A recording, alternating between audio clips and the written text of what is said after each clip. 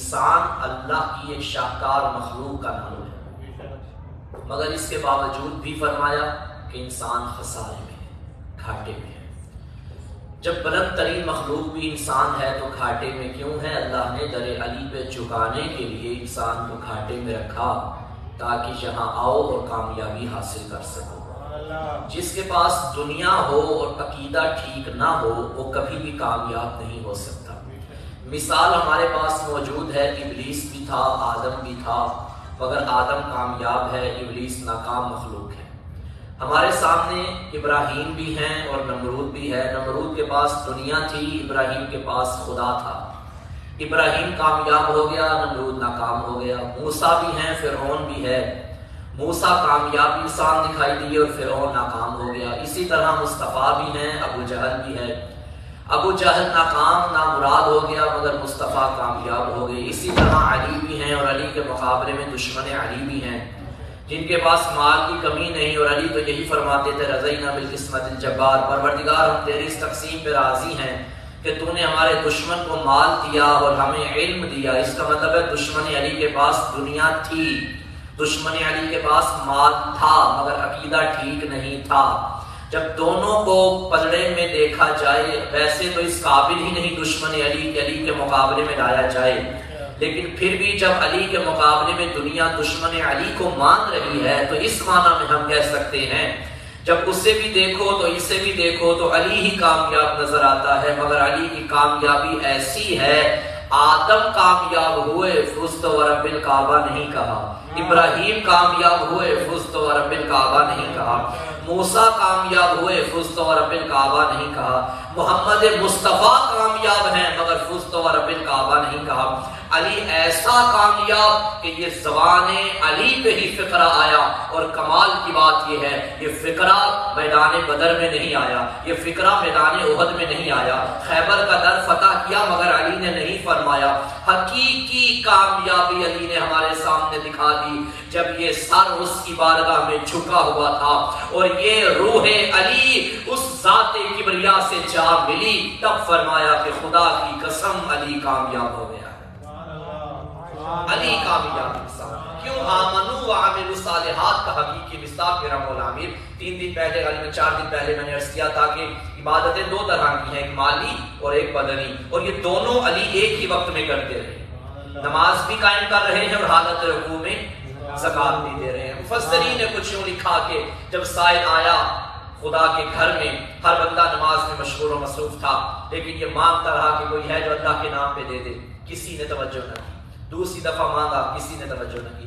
تیسری مرتبہ جاتے جاتے خدا سے گلہ کرنے لگا کہ پروردگار گواہ رہنا تیرے در سے خالی جا رہا ہوں۔ جب اس نے کہا تیرے در سے خالی جا رہا ہوں تو ابو طالب کے بیٹے کا ہاتھ رکوع سے اٹھا اور اشارہ کیا کہ یہ انگوٹھی زکوٰۃ میں لے جا۔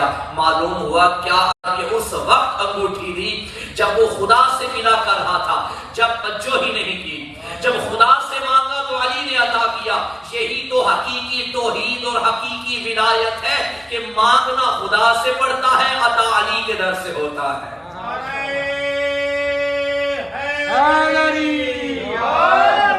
شہید محسن نقوی نے بھی کہا تھا نا، جو کچھ بھی مانگنا ہے حیدر کے در سے مانگ، یہ در خدا کے گھر کے نہایت قریب ہے جب تک بندوں سے۔ اور واقعا یہ حقیقت ہے کہ جب یہ ہستیاں اس کی عبادت میں مشغول ہو جاتی ہیں پھر یہاں نہیں ہوتی، پھر واقعا اس کی بارگاہ میں ہوتی ہیں۔ جب تک بندوں سے مانگتا رہا علی مولا نے توجہ نہیں کی، کیوں؟ علی بندوں میں اس وقت موجود ہی نہیں تھے۔ علی ظاہراً علی کا وجود یہاں تھا مگر علی کا کل خیال ذات پروردگار میں تھا، کل خیال عشق خدا میں تھا۔ اور یہی وجہ ہے کہ جب ایک مرتبہ حالت جنگ میں علی کے پاؤں میں تیر لگا تو کچھ لوگ اکٹھے ہو کے رسول خدا کے پاس آئے، یا رسول اللہ علی کے پاؤں میں تیر لگ گیا ہے، کیا کریں؟ جانتے تھے علی زخمی ہو گئے تو ہمارا کچھ نہیں رہے گا، سب جانتے تھے کہ ہماری ڈھال علی ابن ابی طالب ہے۔ علی کے قدموں پہ تیر لگا، بندے پریشان ہو گئے۔ رسول خدا نے فرمایا گھبراؤ نہیں، علی کو نماز پڑھنے دو۔ جیسے علی حالت نماز میں آئے اور تیر نکالا گیا، روایت کے فکرے ہیں علی کو پتہ بھی نہ چلا، کیوں؟ علی یہاں تھوڑی تھے۔ علی جب عبادت خدا میں ہوتے ہیں تو واقعاً بارگاہ خدا میں ہوتے ہیں۔ علی کو تکلیف بھی نہ ہوئی۔ یا کچھ لوگوں کا ہاضمہ خراب ہو جاتا ہے کہ بھئی یہ کیسے ممکن ہے کہ علی کے پاؤں میں تیر لگا، تیر نکالا جائے اور پتہ بھی نہ چلے. بھئی کمال ہو گیا. خدا کا شکر ہے کہ ہم مکتب تشیع کے ماننے والے ہیں. اگر قرآن ہمارے سامنے نہ ہوتا تو شاید ہمارے لیے سمجھانا مشکل ہو جاتا. تمہارا سوال ہے علی کے پیر سے تیر نکالا جائے تو علی کو پتہ بھی نہ چلے، یہ کیسے ممکن ہے؟ تو ہم سورہ یوسف تمہارے سامنے پڑھیں گے. اس نے یوسف کو دیکھ کے مصر کی عورتوں نے انگلیاں کاٹ لی. قرآن کہتا ہے عورتوں کو پتہ ہی نہ چلا، انگلیاں کٹ گئی، لہو بہہ گیا. مصر کی عورتوں کو پتہ ہی نہ چلا. معلوم ہوا مصر کی عورتیں ایسا کریں تو مان جاتے ہو. بھائی فرق ہے، مصر کی عورتیں عشق مجازی میں تھیں، علی عشق حقیقی میں تھا. صلوات بھیجیے محمد والے محمد کی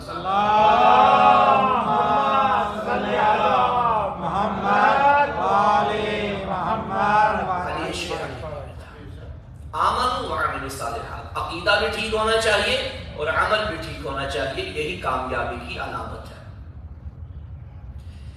ایک اور فرق ہے عقیدے میں اور عمل میں. عقیدے میں کوئی سفارش نہیں چل سکتی.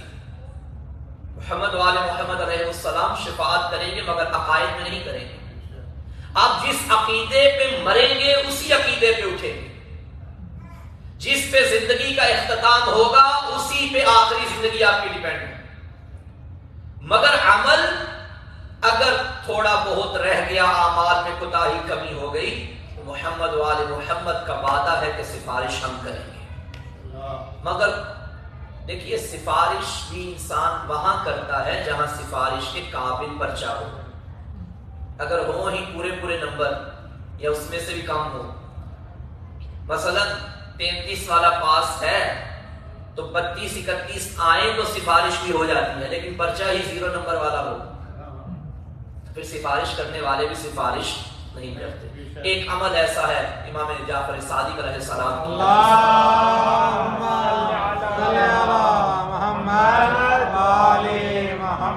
اور بالکل صحیح سند کے ساتھ مولا کی حدیث موجود ہے. تمام علماء اہل تشیع نے اس جملے کو، اس تحریر کو لکھا کہ امام صادق علیہ السلام نے اپنے آخری وقت ارشاد فرمایا تھا، ہم سفارش کریں گے تمہاری، مگر لا تنال شفاعتنا من استخف بالصلاۃ، اس شخص کو ہماری شفاعت نصیب نہیں ہوگی جو نماز کو حقیر سمجھتا ہے. نماز ان کو بھی لت کو بھی لما سواہا وان ردت رد ما سواہا، اگر یہ قبول تو باقی اعمال قبول، اور اگر یہ رد ہو گئی تو باقی اعمال بھی رد ہو جائیں گے. نماز کی کوئی معافی نہیں، واجبات کی ادائیگی ہو جائے. ہاں البتہ پھر بھی اگر کمی کوتاہی رہ جائے تو وہ سفارش کرنے والے. ہمیں مایوس ہونے کی ضرورت نہیں ہے.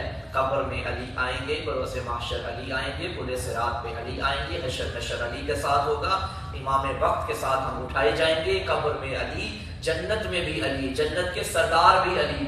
بلکہ مسلمانوں کے خلیفہ اول کا کہنا ہے کہ کوئی بندہ اس وقت تک پل صراط سے گزر نہیں سکتا جب تک علی کے ہاتھ کا لکھا ہوا ٹکٹ نہ ہوگا. تو علی ولی ہماری مدد کریں گے. جو در علی پہ آ گیا وہ در توحید پہ آ گیا. دیکھیے دو باتیں ہیں یہاں، سمجھنے کی کوشش کیجیے، اللہ کرے میں سمجھا پاؤں. ہم مولا علی کو کیوں مانتے ہیں؟ ہم نے مولا علی علیہ السلام کا راستہ اس لیے اختیار کیا تاکہ خدا کے راستے تک پہنچ جائیں. ایک یہ بات ہے. دوسری بات، ہم مولا علی علیہ السلام کے راستے پہ اس لیے چلے ہیں کیونکہ یہاں چل کے ہمیں خدا کا راستہ مل گیا ہے. یہ دوسری بات، دونوں میں فرق ہے. ایک بات ہے کہ اس راستے پہ چل رہے ہیں، اختتام توحید ہے. دوسری بات ہے نہیں، ولایت کا راستہ ہی توحید ہے. جو اس راستے پہ آ گیا اس نے خدا کو مان لیا. علیحدہ سے خدا کو ماننے کی ضرورت نہیں ہے، کیونکہ حضور کی حدیث ہے ولایت علی جن ولایت اللہ، علی کی ولایت اللہ کی ولایت ہے. جو علی کے در پہ آ گیا وہ خدا کے در پہ آ گیا. مگر جو علی کے در پہ آ کے بھی خدا کو نہ پہچان سکا وہ در حقیقت در علی کو نہ پہچان سکا. توجہ چاہیے. علی کا راستہ خدا کا راستہ. آپ کیا سمجھتے ہیں کہ توحید کیا ہے؟ توحید کسے کہتے ہیں؟ ہماری سوسائٹی میں موحد کسے کہا جاتا ہے؟ موحد اسے کہتے ہیں جو خدا کو مانتا ہے، ایسا ہی ہے نا جو توحید کا قائل ہے، مگر معذرت کے ساتھ صرف خدا کو ماننے والا موحد نہیں ہوتا، بلکہ خدا کے ساتھ ان ہستیوں کی ولایت کو بھی ماننا ہے جنہیں اللہ نے ولایت عطا کی ہے۔ یہ کیسے ممکن ہے کہ تم ایک ہستی کو مان رہے ہو مگر اس کی دی ہوئی تعلیمات کو نہیں مان رہے تو تم موحد بن گئے؟ 14 کی ولایت در حقیقت ولایت الہی ہے، اور 14 کی ولایت کو ماننے سے ہی انسان توحید پرست بنتا ہے۔ بات کی سمجھ آ رہی ہے آپ کو؟ اگر بات آپ کے اذان عالیہ تک منتقل ہو رہی ہے تو صلوات پڑھیں محمد والے محمد۔ اللہم صلی علی محمد وآل محمد وعجل فرجهم۔ تو میں عرض یہ کر رہا تھا کہ نماز کی معافی نہیں ہے۔ دیکھیے اللہ نے ہمیں بن مانگے یہ نعمتیں عطا کی ہیں۔ ولایت علی ابن ابی طالب، کیا ہم نے دنیا میں آ کے یہ دعا کی تھی پروردگار ہمیں مولا کا مولا ہی بنا؟ نہیں، یہ اس کا کرم نہیں تو کیا ہے، اس نے ہمیں اسی گھر میں بھیجا ہے جس گھر کی ماں ہم سے پہلے جا علی کر رہی تھی۔ تو جب اللہ نے بن مانگے ہمیں یہ نعمتیں عطا کی ہیں تو ہم کیوں نہ اس نعمت عظمیٰ پہ اس کا شکر ادا کریں؟ بلکہ میں تو کہوں گا کہ علی والے کو تو سر سجدے سے اٹھانا ہی نہیں چاہیے۔ اللہ نے ولایت علی بن مانگے عطا کر دی، بن مانگے۔ یہ کرم نہیں تو کیا ہے، یہ لطف خدا نہیں تو کیا ہے؟ سامعین گرامی قدر، حقیقی توحید علی کی ولایت کو اور علی کے 11 بیٹوں کی ولایت کو ماننے میں۔ آواز بلند صلوات۔ اللہم صلی علی محمد وآل محمد۔ اسلام میں ظاہری حکم لگایا جاتا ہے، جو لا الہ الا اللہ پڑھ لے وہ مسلمان ہے، وہ پاک ہے، ایسا ہے نا؟ ہم نے اس کے دل کو دل میں جھانک کے نہیں دیکھنا کہ اندر سے آخر خدا کو کیسا مانتا ہے، وہ بات اپنی جگہ، وہ بات اپنی جگہ مسلم ہے، مگر حقیقی اسلام کی بات کر رہا ہوں۔ صرف لا الہ الا اللہ پڑھنے سے آپ آغاز اسلام میں تو آ گئے، مگر مکمل اسلام کو اخذ نہیں کر سکے۔ بتائیے مسلمان کسے کہتے ہیں؟ جو اللہ کو مانے، ایسا ہے نا؟ مسلمان وہ ہے جو اللہ کو مانے، مگر حقیقی مسلمان وہ ہے جو اللہ کی مانے۔ اب فکرہ کہہ دوں، جنہوں نے صرف اللہ کو مانا انہوں نے پڑھا لا الہ الا اللہ، اور جنہوں نے اللہ کی مانی انہوں نے پڑھا علی ولی اللہ۔ میں نے کیا عرض کیا تھا کہ جو در علی پہ آ گیا وہ در توحید پہ آ گیا۔ اب یہاں آ کے علیحدہ سے خدا کا راستہ تلاش کرنے کی ضرورت نہیں ہے۔ یہ راضی تو اللہ کو علیحدہ سے راضی کرنے کی ضرورت نہیں، یہ راضی ہو گئے تو اللہ راضی ہو گیا۔ میں نے کچھ دن پہلے آیت ہجرت پڑھی تھی نا، اللہ کی مرضیوں کو علی نے خرید لیا ہے۔ شب ہجرت علی نے اللہ کی مرضیوں کو خریدا باپ نے، اور شب عاشور بیٹے نے اللہ کی مرضیوں کو خرید لیا۔ توجہ چاہتا بھائی، وہاں بھی رات کے اندھیرے میں موت کے بستر میں لیٹا تھا ایک انسان، اور یہاں بھی ایک اندھیرا ہے، مگر چراغ جلتے کو حسین نے بجھا کے مزید اندھیرا کر دیا، اور اپنے عاشقوں سے کہہ دیا کہ جس نے جانا ہے چلا جائے، تاکہ کوئی یہ نہ کہے کہ ہم شرمندگی کے مارے نہ جا سکے، میں نے اندھیرا کر دیا ہے، جانا ہے تو چلے جاؤ۔ مگر وہ عاشق حسین تھے، ان کے سامنے والا چراغ بجھا تھا مگر دل میں چراغ ہدایت روشن تھا۔ اس چراغ ہدایت کو تو حسین ابن علی کہا جاتا ہے۔ اب ان ہستیوں نے اللہ کی مرضیاں خرید لی، جو اللہ کی مرضیاں خرید لے پھر وہ رضی اللہ نہیں ہوتا، بلکہ رضی اللہ کی دعا اس کے لیے کرنی چاہیے کہ جس کے بارے میں گمان ہے، شک ہے، شاید اللہ اس پہ راضی بھی ہے یا نہیں ہے، تو ہم دعا کر رہے ہیں اللہ اس پہ راضی ہو جائے۔ لیکن جو آلریڈی مرضی خدا کا مالک بن جائے، جو مرضی خدا کا امیر بن جائے، یہی وجہ ہے نہ علی کو رضی اللہ کہا جائے گا، نہ شب عاشور حسین جیسے چراغ ہدایت کے ارد گرد چلنے والے پروانوں کو رضی اللہ کہا جائے گا، کیونکہ انہوں نے بھی مرضی خدا خرید لی۔ یہی وجہ ہے نبی کا بڑے سے بڑا صحابی ہو تو رضی اللہ ہوتا ہے، حسین کا چھوٹے سے چھوٹا صحابی ہو تو علیہ السلام ہوتا ہے۔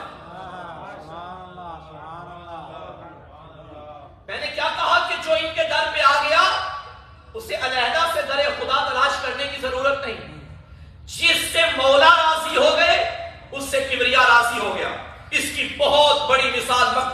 کتابوں میں موجود ہے. کسی بھی مقتل کی کتاب کو اٹھائیے، پوری ذمہ داری سے کہہ رہا ہوں. اس وقت میری نظر میں 18 جن سے میں یہ جملہ پڑھنے لگا ہوں، ہر صاحب مقتل نے یہ جملہ لکھا کہ جب شب عاشور کے مقام کی خدمت میں اور آپ نے عرض کیا مولا، آنکھوں میں پٹی، آنکھوں میں رسی، اور عرض کیا مولا کیا مجھے معافی مل جائے گی؟ میرے مولا نے فوراً جواب دیا، اور تجھے خدا نے معاف کر دیا. اب یہاں میں رک ایک فقرہ آپ سے تعلیم و توجہ کا. کیا فرمایا؟ اے حر تجھے خدا نے معاف کر دیا. میں کہوں گا مولا خدا سے تو پوچھ لیں. مولا نے یہ نہیں فرمایا کہ رکو میں خدا سے پوچھ کے بتاتا ہوں، رکو میں 2 رکعت نماز پڑھ کے تیری مغفرت کی دعا کرتا ہوں، نہیں، بلکہ فرمایا اور تجھے خدا نے معاف کر دیا. کیوں؟ امام جانتے تھے کیونکہ میں نے معاف کر دیا. سبحان اللہ، سبحان اللہ. اس لیے خدا نے بھی معاف کر دیا. اور اگر حسین ناراض تو خدا ناراض، حسین راضی تو خدا راضی، علی راضی تو خدا راضی. تو سامعین گرامی قدر، بحمد اللہ پروردگار عالم نے ہمیں وہ ہستیاں عطا کی ہیں جن کی رضا میں اس کی رضا ہے، جن کی ناراضگی میں اس کی ناراضگی ہے. تو یہ مجالس، یہ عزاداری مظلوم کربلا، یہ عزاداری امیر المومنین جو ہم کر رہے ہیں بحمد اللہ شب و روز کر رہے ہیں، تو یہ خدا ہم سے راضی ہو رہا ہے. اگر خدا تک پہنچنا چاہتے ہیں تو علی کے در پہ آنا پڑے گا، اور علی کے در پہ آنے کے لیے ایمان کی شرط ہے. ابھی ویسے بھی رسول خدا کی حدیث ہے، اور یہ حدیث موجود ہے مولا امیر علیہ السلام کی ذریعہ مبارک پہ بھی.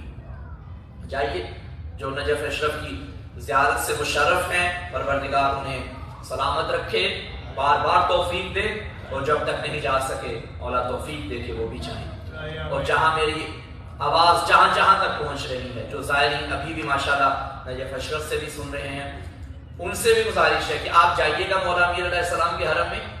ظریف سے باہر یہ حدیث لکھی ہوئی ہے. رسول خدا نے فرمایا مثل علی فیکم کمثل الکعبۃ المستورہ، تمہارے درمیان علی کی مثال چھپے ہوئے کعبے جیسی ہے. کیا مطلب ہے اس کا؟ اب مولا امیر کو تشبیہ دی ہے کعبے کے ساتھ. دیکھیں ہر تشبیہ کے پیچھے ایک وجہ تشبیہ ہوتی ہے. مثلا آپ کہیں کہ میرا بیٹا تو چاند ہے، اب اس میں وجہ تشبیہ کیا ہے؟ خوبصورتی. ایسا ہی ہے نا، چاند میں آپ نے خوبصورتی دیکھی، پھر بیٹے میں بھی خوبصورتی دیکھی، تو آپ نے بیٹے کو چاند بنا دیا. تو رسول خدا جو فرما رہے ہیں کہ علی کی مثال کعبے جیسی ہے. میں وہاں بیٹھ کے سوچتا رہا، میں نے کاغذ قلم اٹھایا، اور الحمدللہ مجھے یہ شرف حاصل ہے کہ وہاں جتنی احادیث لکھی، جو کچھ بھی لکھا ہے ظریف پہ، میں نے سب اپنی ڈائری میں نوٹ کر لیا. اور وہاں میں نے سوچا کہ بھائی رسول خدا نے کعبے سے تشبیہ کیوں دی؟ تو میں اس نتیجے پہ پہنچا کہ کعبہ جس کا حج واجب ہے، علی کا بھی حج واجب ہے، مگر شرطیں مختلف ہیں. کعبے کا حج تب واجب ہوگا جب بندہ مالدار ہوگا، علی کا حج تب واجب ہوگا جب بندہ ایماندار ہوگا. کعبے کے قریب جانے کے لیے مال کی شرط ہے، ایمان کی نہیں. مگر علی کے در پہ آنے کے لیے مال کی شرط نہیں، ایمان کی شرط ہے. آپ کیا سمجھتے ہیں کہ کعبے کے پاس جانے والے سارے با ایمان ہوتے ہیں؟ نہیں، بڑے بڑے بے ایمان بھی کعبے میں ہوتے ہیں. میں مثال دے دیتا ہوں. دیکھیے خربوزے کو دیکھ کے خربوزہ رنگ پکڑتا ہے، صحبت کا اثر ہوتا ہے، مگر کچھ بدبختوں پہ یہ بھی اثر نہیں ہوتا،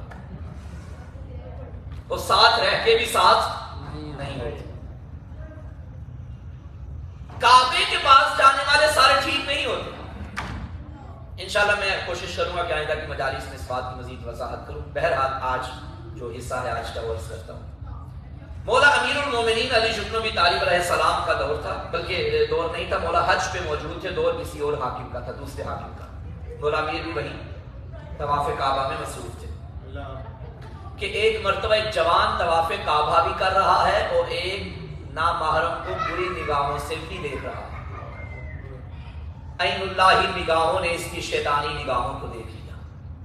علی مولا نے قریب بلایا اور ایک تماچا مارا. اب جس سے علی کا تماچا لگے اس کا کیا بنے گا؟ چہرے پہ ہاتھ رکھا اور ہاتھ رکھ کے حضرت عمر کے پاس چلا گیا. یہ بڑا کمال کا جملہ ہے باز بھائی حضرت عمر کا، اور اس کی داد آپ نے حضرت عمر کو دینی ہے، بڑے بڑے مزے کی بات ہے، کمال فکر حضرت عمر کا حسین بھائی۔ حضرت عمر کے پاس آیا اور آگے کہنے لگا کہ حضور علی نے میرے منہ پہ تماچا مارا۔ تو حضرت عمر نے کہا کوئی تو وجہ ہوگی، جانتے تھے کہ علی عادل ہے، بغیر عادل کے ایسا، بغیر عادل کے ایسا نہیں کر سکتے۔ انہوں نے کہا کوئی تو وجہ ہوگی، کہنے لگا نہیں مجھے نہیں معلوم، آپ چلیے، آپ کی ریت میں ہیں، آپ حاکم ہیں، تو علی نے کیوں تماچا مارا؟ وہ چلتے چلتے علی مولا کے قریب آئے اور آ کے عرض کیا یا علی آپ نے اس کو تماچا مارا، وجہ کیا ہے؟ مولا امیر نے فرمایا یہ نامحرموں کو برے خیالات سے دیکھ رہا تھا، علی کو یہ عادتیں پسند نہیں۔ اس کا مطلب ہے خیال کا تعلق دل کے ساتھ ہے، علی دلوں کے راز بھی جانتا ہے۔ علی نے فرمایا مجھے یہ عادتیں پسند نہیں۔ اس کا مطلب یہ ہوا کہ جس کی نگاہوں میں حیا نہ ہو، کچھ اور تو ہو سکتا ہے، علی کا عاشق نہیں ہو سکتا۔ حضرت عمر نے کہا کہ اچھا تو یہ وجہ بنی؟ مولا نے فرمایا جی۔ اب جو حضرت عمر نے کہا اس بندے سے مخاطب ہو کے کہنے لگے عین اللہ نے تجھے دیکھا، ید اللہ نے تجھے مارا، اب عبداللہ کیا کر سکتا ہے؟ حضرت عمر کی فکر ہے، اللہ کی نگاہوں نے تجھے گناہ کرتے دیکھا ہے، اللہ کے ہاتھوں نے تجھے مارا ہے، اب اللہ کا گناہ گار بندہ کیا کر سکتا ہے؟ تو حضور عین اللہ علی یہ تو حضرت عمر بھی مان گئے، ید اللہ علی یہ تو حضرت عمر بھی مان گئے۔ تو سامعین گرامی قدر کعبے کے پاس جا کے سارے ٹھیک نہیں ہوتے، بلکہ ایک مجھے مثال یاد آ گئی، ایک واقعہ اگر دل ہو تو میں بیان کروں، آخری بات بسم اللہ بسم اللہ، کل انشاءاللہ مفصل مجلس اعزاز ہوگی۔ ہمارے پنجاب کے بہت بڑے خطیب گزرے ہیں، یقیناً آپ جانتے ہوں گے، خطیب آل محمد علامہ اظہر حسن زیدی اللہ مقامہ و نبر، کیا لوگ تھے خدا کی قسم، ایک فکرہ جن کا ہماری ساری زندگی کے تقریروں پہ بھاری ہے۔ زیدی صاحب کی زندگی کے آخری ایام تھے، ہم نے تو انہیں نہیں سنا، البتہ ہم سے پہلے کی بات ہے، ممکن ہے ہماری زندگی میں ہی ان کا انتقال ہوا ہو، لیکن ہم نے انہیں نہیں سنا۔ ہاں آپ نے تو سنا ہوگا یقیناً، ہم نے نہیں سنا، اور یہ بات ہمارے بزرگوں نے ہمیں بتائی ہے، ہم نے نہیں سنا۔ زیدی صاحب کی زندگی کے آخری ایام تھے، اور کربلا گامیشہ لاہور میں مجلس ہو رہی تھی، پنجاب لاہور، تو مومنین ان کے گھر چلے گئے کہ قبلہ مجلس پڑھی آ کے، اور زیدی صاحب نے فرمایا کہ دیکھو میاں میں بوڑھا ہو چکا ہوں، نہ مجھ سے بولا جاتا ہے نہ سنا جاتا ہے، کسی اور ذاکر سے بولو پڑھ دے گا۔ وہ بڑے عقیدت مند تھے، انہوں نے کہا نہیں قبلہ بے شک تھوڑی دیر کے لیے ممبر پہ آ کے بیٹھ کے چلے جائیے، ہمارے لیے اتنا کافی ہے تبرکن، بے شک آپ زیادہ لمبا نہ پڑھیے گا، بس تھوڑی دیر کے لیے آ جائے۔ آخرکار وہ اصرار ان کا بڑھا اور زیدی صاحب کو اٹھا کے ممبر پہ لے آئے۔ اب بڑی نحیف سی آواز میں نے ان کی کچھ ویڈیو سنی ہے، دھیما سا لہجہ، فرمانے لگے دیکھو میاں میں بوڑھا ہو چکا ہوں، نہ مجھ سے بولا جاتا ہے نہ سنا جاتا ہے، آج میں خاموش رہوں گا، یہ مائک آپ کو مجلس سنائے گا۔ جب زیدی صاحب خاموش ہو گئے، مائک کی طرف مخاطب ہو کے فرمانے لگے بھائی کچھ تو بولو، مائک خاموش، ابھی کچھ تو بول، مائک خاموش۔ پھر فرمایا زندگی کا اتنا عرصہ جو میرے ساتھ رہا ہے، اب میں بول نہیں سکتا تو کچھ بول کے بتا دے، مائک خاموش۔ پھر زیدی صاحب نے دھیمے انداز میں فرمایا اب معلوم ہوا کہ جب جنس ایک نہ ہو تو صحبت کا اثر نہیں ہوتا۔ سبحان اللہ۔ تو سامعین گرامی قدر کعبے کے پاس جا کے بھی بندے ٹھیک نہیں ہوتے، مگر علی کے در پہ آنے کے لیے شرافت کا ہونا ضروری ہے۔ بڑوں میں شرافت ہوگی تو نسلوں میں ولایت ہوگی، بڑوں میں طہارت ہوگی تو نسلوں میں ولایت ہوگی۔ بحمدللہ خدا کا شکر ہے جتنا بھی کرے کم ہے کہ پروردگار نے ہمیں دروازہ علی ابن ابی طالب عطا کیا ہے۔ انشاءاللہ آج یہاں چونکہ 17 رمضان کا دن گزرا، کل 18 ماہ رمضان، اور کل شب ضربت بھی ہوگی، کل اور آگے جس طرح آپ نے دیکھا ہوگا شیڈول 4 مجالس مولا کی شہادت کی ہے، اعمال بھی ہوں گے شفاء قدر میں 19 کی رات، 21 کی رات اور 23 کی رات انشاءاللہ اسی مقام پہ، اور سب ضرور تشریف لائیے گا۔ مجلس اعزاز ہوگی پہلے اور مجلس کے بعد اعمال ہوں گے۔ تمام احباب سے شرکت کی اپیل ہے، اور اپنے جتنے بھی شیعہ سنی دوست احباب ہیں انہیں بھی اس مجلس میں لانے کی کوشش کیجیے گا۔ پروردگار ہماری عبادت اپنی بارگاہ میں شرف قبولیت عطا فرمائے۔